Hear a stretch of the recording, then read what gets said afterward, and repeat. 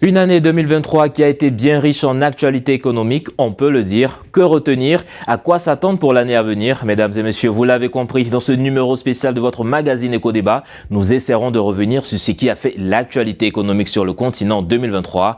Bonsoir et merci de nous rester fidèles. Pour cette rétrospective, nous accueillons sur ce plateau Serge Patrick de Souza, consultant politique. Vous avez été avec nous pendant toute cette année 2023. Merci encore pour vos contributions. Merci à vous, monsieur Soumaro, et surtout, je prononce mes vœux les meilleurs à tous vos téléspectateurs.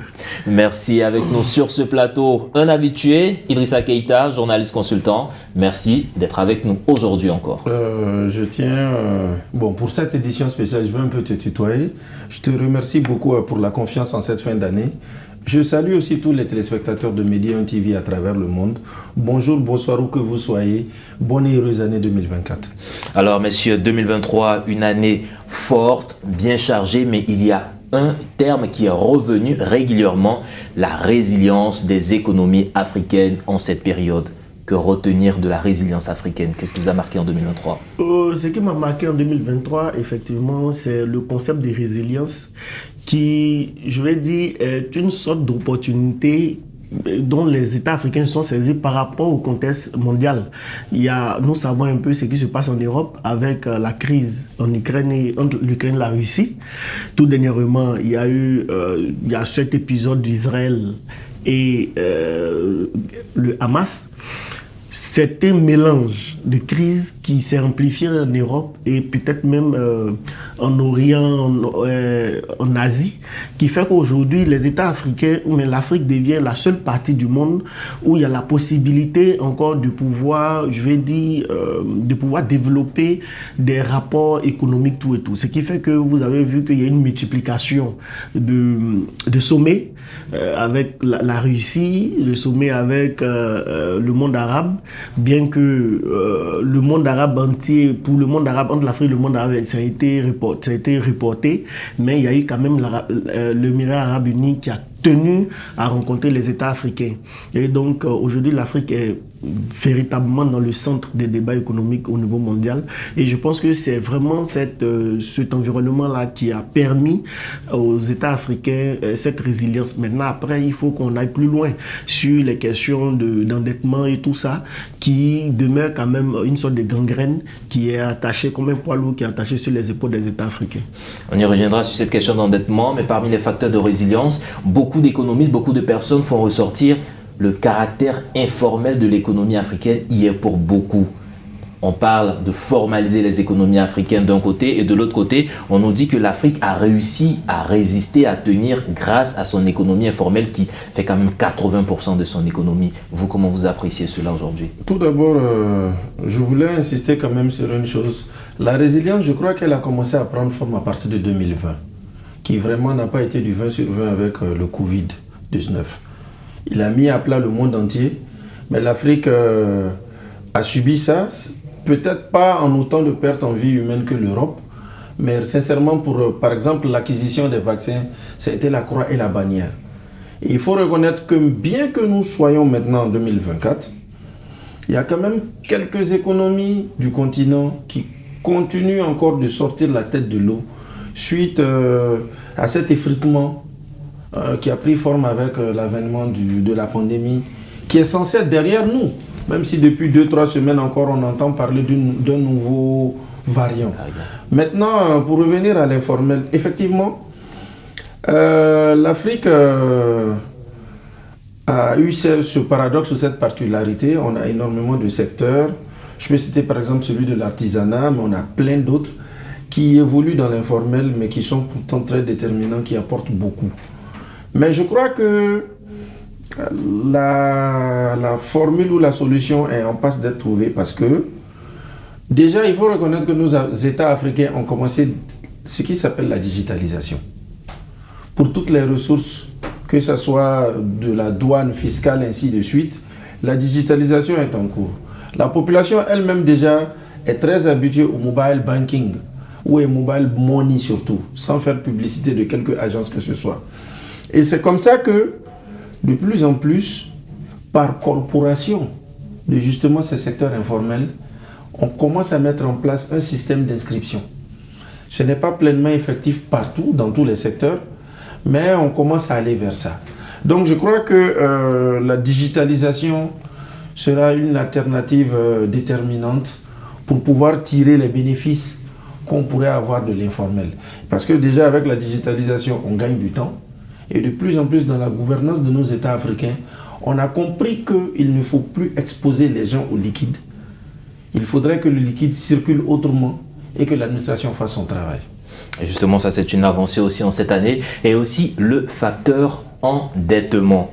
Ça a été beaucoup répété, les pays africains sont surendettés, trop endettés. Et de l'autre côté, les pays africains qui disent mais on a besoin de ces financements pour déployer ces infrastructures et autres. Messieurs, l'endettement, risque de surendettement, comme en 2023, vous avez vécu cela? Déjà, moi, ma conviction, c'est que l'endettement n'est pas, je vais dire, un frein au développement. C'est la gestion de l'endettement qui pose problème, donc on parle de bonne gouvernance. Sinon, effectivement, globalement, les États de l'Afrique, notamment ceux de l'Afrique saharienne, sont passés de pratiquement 32% en moyenne à 60% de leur PIB en termes d'endettement. Et ils consacrent pratiquement 31% de leur budget interne pour pouvoir rembourser l'endettement. C'est un poids énorme. D'autant plus qu'on sait qu'en termes de bonne gouvernance, il y a encore beaucoup de choses à faire. Il y a encore énormément de choses à faire. Et donc, 2023, effectivement, je vais dire, on met à l'actif des différentes conséquences de la crise avec la Covid, avec toutes les guerres qui se font aujourd'hui en Europe, et aussi avec les coups d'État qui se sont succédés énormément. On s'est dit qu'à un moment donné, effectivement, l'Afrique qui est considérée comme, je vais dire, la partie où se trouvent les États pauvres, ces États-là vont énormément payer et vont énormément souffrir. Et donc, il faut pouvoir les accompagner. Il y a eu même un débat où il s'agissait de trouver un moyen de pouvoir alléger le taux de dette des différents États africains. Voilà, il y avait, je crois que c'était le moratoire, un truc comme ça.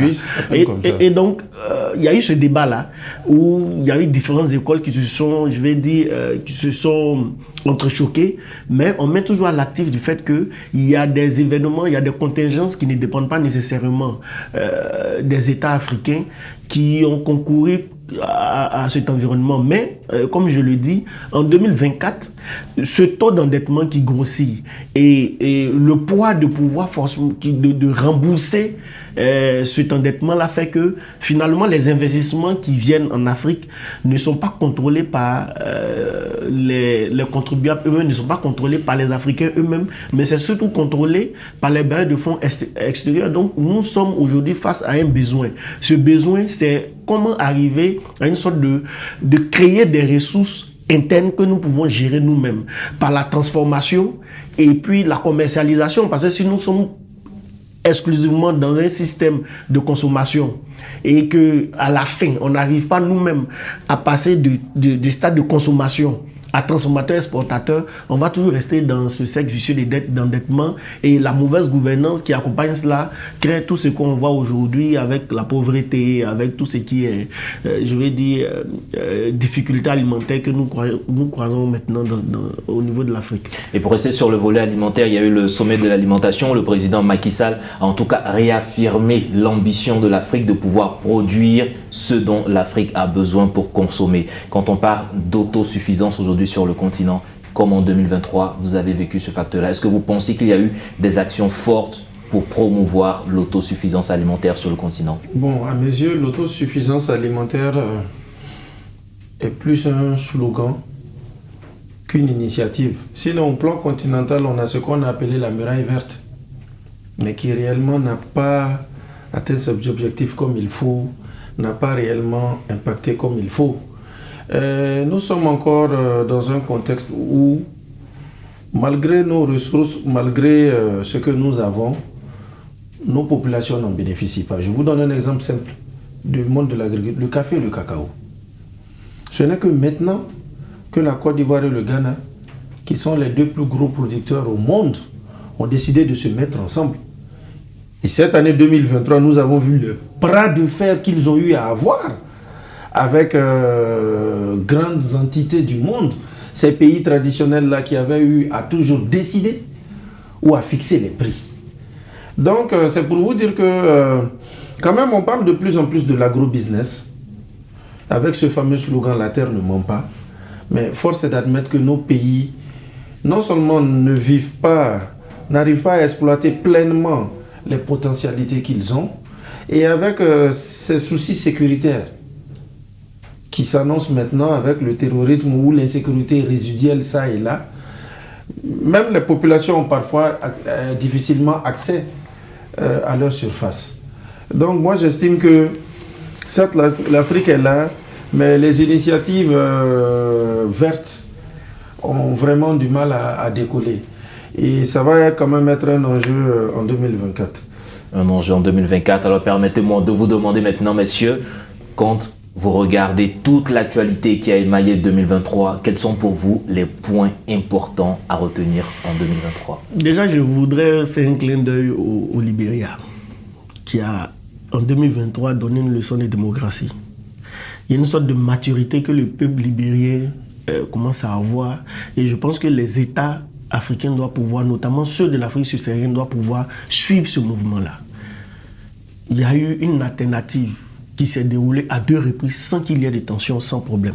Ça, c'est vraiment un point très important parce qu'aujourd'hui, c'est des questions de gouvernance qui posent problème, des questions d'alternatives, des questions thématiques liées à la démocratie. Vous savez, l'Afrique regorge énormément d'intellectuels, énormément de capacités intellectuelles, mais si on n'arrive pas à mieux exploiter ces capacités, ces atouts intellectuels-là, je vais dire par derrière, c'est comme si ce n'est rien. Il y a aussi le fait que c'est un débat qui est partagé, mais l'audace de cette nouvelle génération qui arrive, on défend le coup d'État, les coups d'État ne sont pas à encourager, mais quand on voit les efforts que cette nouvelle génération arrive à faire au niveau du Niger, du Mali et du Burkina, je pense qu'il y a encore de l'espoir. Vous voyez, ces 3 États-là, par la création d'une nouvelle confédération, essaient de montrer une nouvelle vision, une nouvelle visibilité de ce que le jeune Africain peut réaliser. Ce n'est plus une question de technocrates, mais c'est une question de nationalisme, de patriote qui aime vraiment sa terre et qui veut travailler vraiment pour la terre. Et c'est ce qui est important. On a besoin vraiment de cette mentalité-là, de sorte à ce que les États africains puissent véritablement se développer. Aujourd'hui, je dis, on est dans un monde digitalisé où la dynamique mondiale ne doit surprendre aucun peuple. L'Internet a tellement libéralisé la communication qu'aujourd'hui, c'est une invention en Chine, en Afrique, à l'instant T, on va découvrir cette invention-là. Donc, on ne peut même pas trouver d'excuses pour qu'il y ait un système informel au niveau de notre économie. Mon frère a parlé de l'agriculture, mais effectivement, si nous sommes dans un État, nous sommes dans une zone où c'est l'agriculture qui doit être le socle de notre dynamique économique, mais nous avons intérêt à véritablement investir en rendant ce secteur-là le secteur le plus important dans notre système économique. Mais si on n'arrive pas à éjecter les moyens et qu'on détourne ces moyens-là dans d'autres fins, et puis il y a toujours ces débats théoriques de démocratie, de gouvernance, toujours revenir dans un cercle vicieux, effectivement, il y a matière à se dire, mais à quel moment on va sortir de cette spirale-là? Mais effectivement, en 2023, moi j'ai espoir. J'ai espoir parce que 2023 s'achève sur un bon ton. Sur un bon ton, il y a une sorte d'accalmie. Et aujourd'hui, tout le monde est tourné vers la CAN qui se joue en Côte d'Ivoire.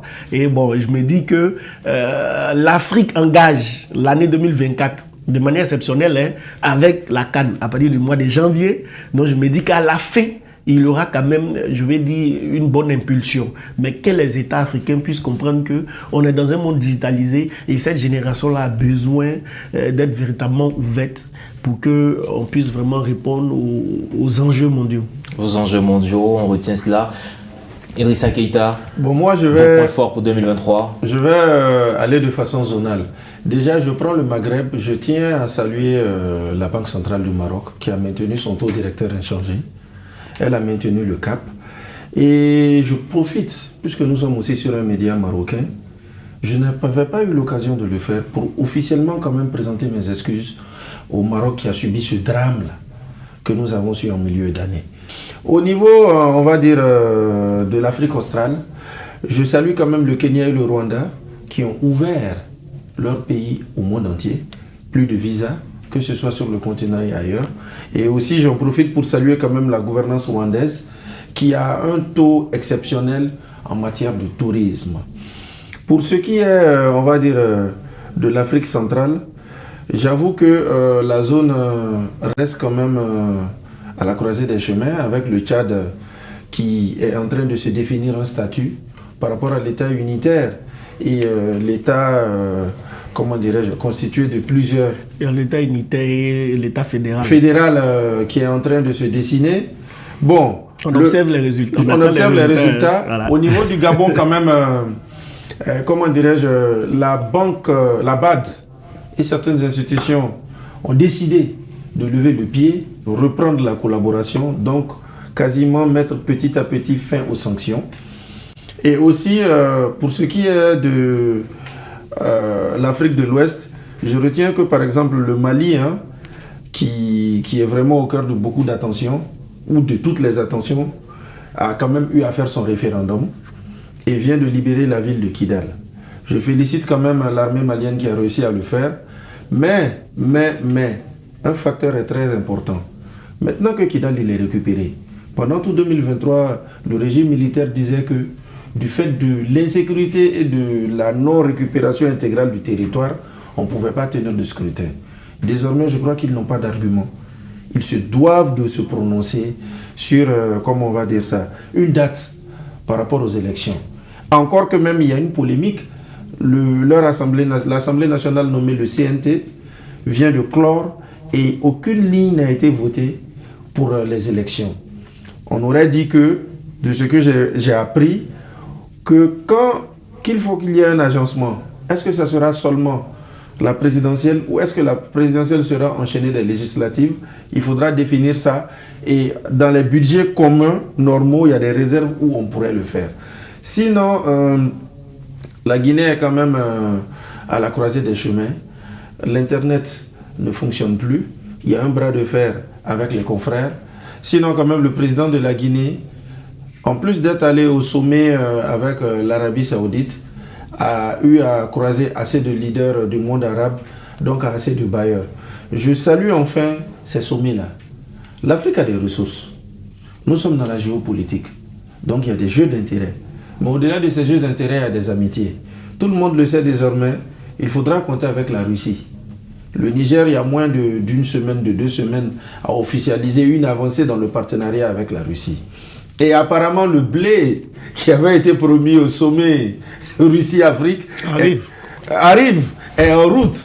Donc, les sommets aussi, c'est vrai, c'est des jeux de dupes, mais quand même, les sommets sont des opportunités pour l'Afrique, déjà de se retrouver, d'échanger entre elles, mais aussi de rencontrer des leaders du monde et de tirer profit. Pour clore, j'invite l'Afrique, les leaders africains, à se retrouver. Ce n'est pas évident, mais il faudrait qu'ils se retrouvent. Sur quel aspect? C'est toujours un pays, une nation qui invite l'Afrique à un sommet. C'est censé, je ne sais pas comment dire, c'est éthiquement incorrect. Il faudrait que ce soit de continent à continent. Ou que ce soit plutôt l'Afrique qui invite ce pays. Donc j'espère qu'en 2024, nos États vont revoir ça. Et qu'au niveau, comme on va dire, de l'Union africaine aussi, ils sauront parler le même langage. Parce que la difficulté que Macky Sall il a eu quand il était aux affaires, c'est qu'il a fait face à un bicéphalisme. Où il y avait ceux-là qui soutenaient la Russie et il y avait ceux-là qui soutenaient l'Occident. Et ça continue de miner nos instances internationales.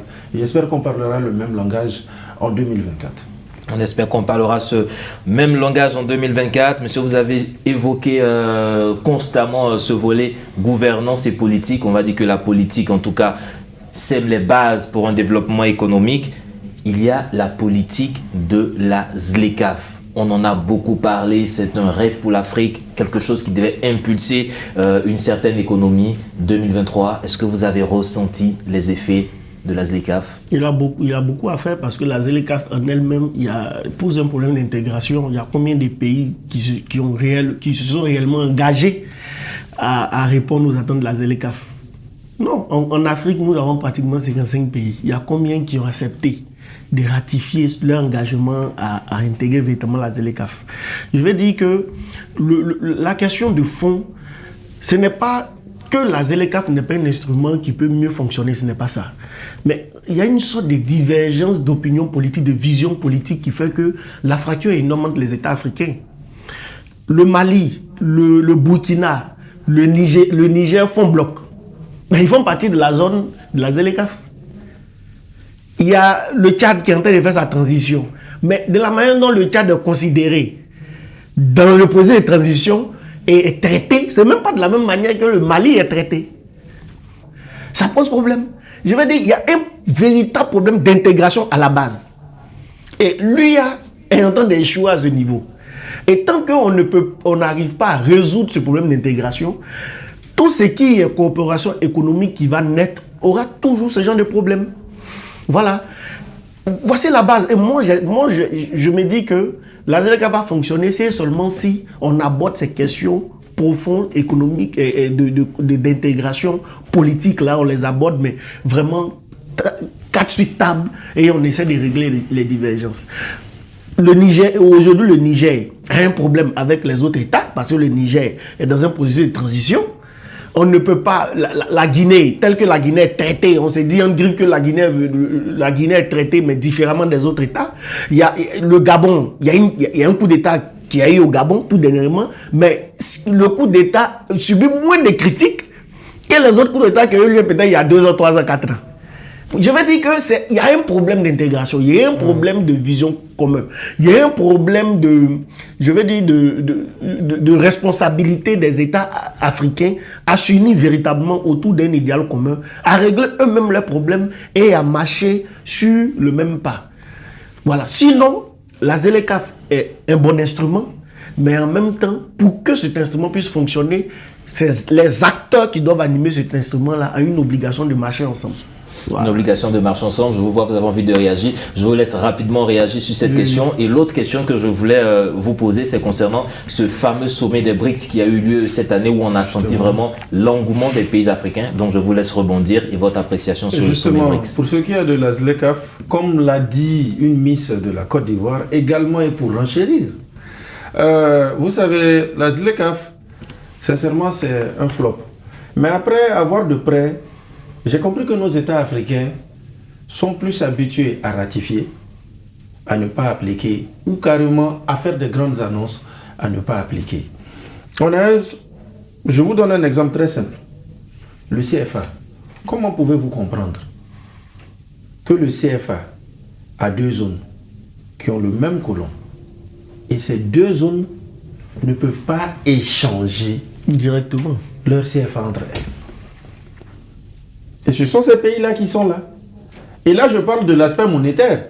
Sinon, comme je l'ai dit, quitter l'Afrique centrale, de ce que je sais, à moins que je ne me trompe, c'est plus facile de venir en Afrique de l'Ouest que l'inverse.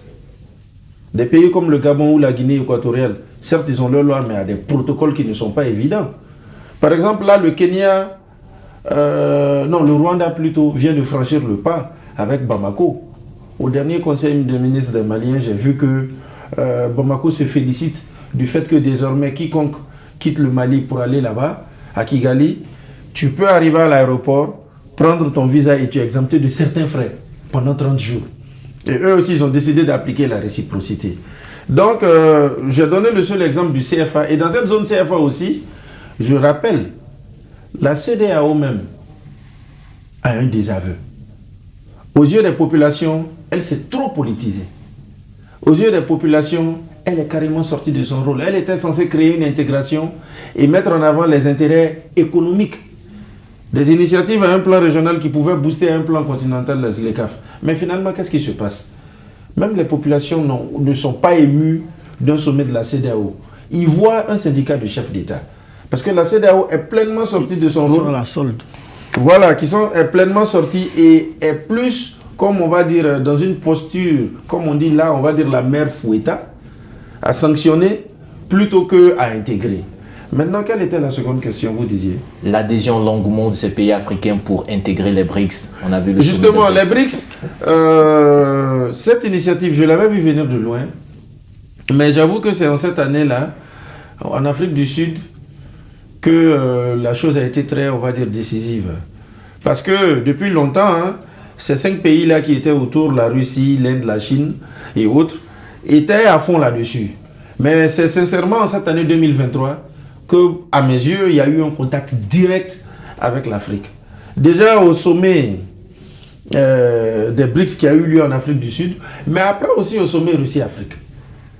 Parce que pendant ce sommet, toutes les délégations qui sont parties ont affiché qu'elles ont un intérêt avec la Russie, mais lors des interventions de chacun des chefs d'État, beaucoup ont fait cas du fait qu'ils aimeraient adhérer aux BRICS. Maintenant, l'adhésion aussi, c'est à 2 niveaux.